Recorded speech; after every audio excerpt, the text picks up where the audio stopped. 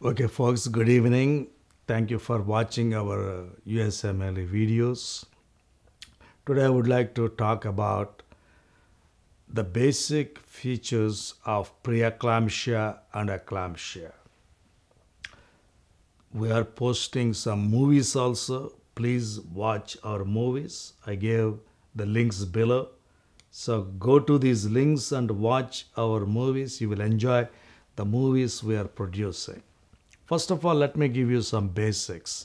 What is gestational hypertension? So when the blood pressure is more than 140 by 90 systolic or more than 90 mmHg diastolic after 20 weeks gestation, that is gestational hypertension. What is preeclampsia? When the blood pressure is more than 140 mmHg systolic or more than 90 mmHg diastolic after 20 weeks gestation, and then there is proteinuria more than or equal to zero point 0.3 grams in 24 hours. Then there is preeclampsia with severe features, that is when the blood pressure is more than 160 mmHg systolic or then more than 110 mmHg diastolic, progressive kidney disease, thrombocytopenia, hemolysis, elevated liver enzymes, low platelets, that is HELP syndrome, pulmonary edema, vision changes or headaches. When hypertension is present with severe features of preeclampsia, seizure prophylaxis could be beneficial. Eclampsia, seizures in a patient with evidence of preeclampsia. So, let us consider these things. Preeclampsia is defined as the presence of newly elevated blood pressure and proteinuria during pregnancy. Eclampsia is diagnosed when seizures develop in a patient with evidence of preeclampsia. Historically, three elements were required for the diagnosis of preeclampsia: hypertension, proteinuria, and edema. Edema was difficult to objectively quantify and is no longer a required element. In addition, proteinuria may not always be present in preeclampsia with severe features.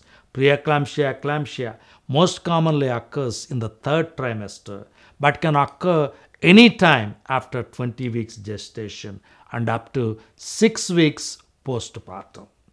Risk factors for early eclampsia are maternal comorbid conditions such as hypertension, kidney disease, and SLE. Eclampsia is a disease unique to pregnancy, with the only cure being delivery of the fetus and placenta. Preeclampsia develops in approximately 7% of pregnant women in the United States. Of those, eclampsia will develop in 5%. That is 0.04% of pregnant women. Primiparas are most frequently affected.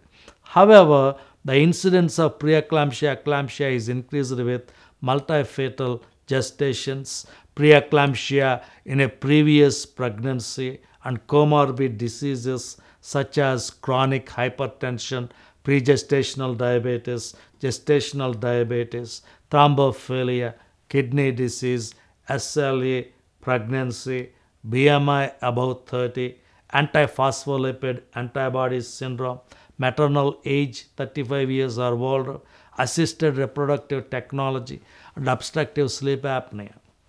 Eclampsia is a significant cause of maternal death. So it's a serious disease. The cause of eclampsia is not known, but is likely a multifactorial two-stage process.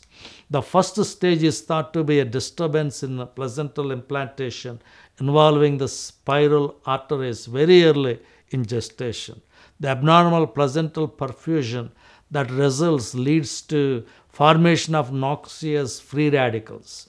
The second stage is characterized by excessive inflammation causing endothelial damage, vasospasm, and finally clinical signs and symptoms. An immunologic component to preeclampsia eclampsia has been proposed, citing the increased incidence in gravidas. This entire process is likely enhanced by environmental factors, genetics predisposition, and pre-existing maternal disease. Then we need to think about the symptoms. The severity of preeclampsia eclampsia is based on its effect on 6 major target areas: the CNS, the kidneys, liver, hematologic system, vascular system, and fetal placental units. By evaluating each of these areas for the presence of mild to severe preeclampsia, the degree of involvement can be assessed, and an appropriate management plan can be formulated that balances the severity of disease and gestational age. So, then you also need to think about the indicators of mild and severe preeclampsia, eclampsia, and gestational hypertension with severe features. So, some patients actually develop very serious symptoms. So, there is one without severe features. Patients usually have few complaints and the diastolic blood pressure is less than 110 mmHg. Edema may be present. The platelet count is over 100,000 per milliliter. Antepartum fetal testing is reassuring. CNS irritability is minimal, epigastric pain is not present, and liver enzymes are not elevated. Proteinuria is present with urine protein greater than or equal to 0.3 grams per 24 hours. Gestational hypertension may be present in the absence of proteinuria.